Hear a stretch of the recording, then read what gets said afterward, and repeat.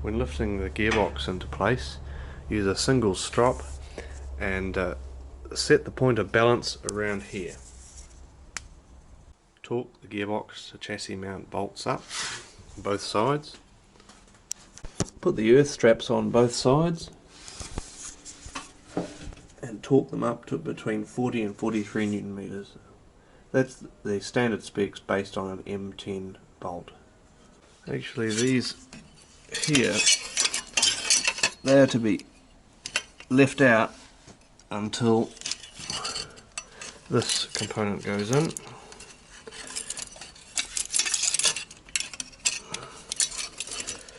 It goes in on there.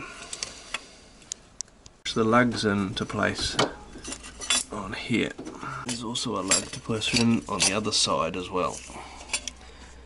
Once the gearbox nuts are torqued to spec on either side and underneath, put this bracket on, do up the nuts and torque them also to spec.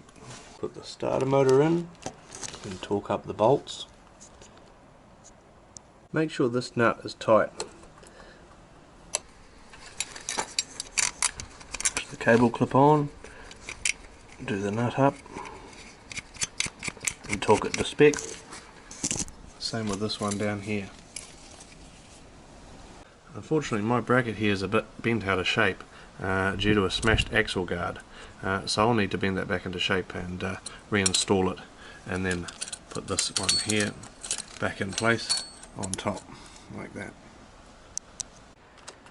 Do up the nut on the starter motor terminal and torque to spec. Then plug the cable in, which goes around here. Put this connector back on the gearbox. It's got a wee purple insert there. Unwrap and put the ear gear unit in place. Notice I've protected the area with some masking tape, and I've also put towels, disposable towels in there too. Clean the mating faces of the ear gear unit first. Maybe use a bit of acetone or isopropyl, and then apply a thin layer of gasket goo, ever so slight. Clean the mating face here with isopropyl too, and pick off any residue. Once the gasket sealant is applied with a thin layer, then put the ear gear unit back on. Make sure all these are lined up, and the unit here is central too.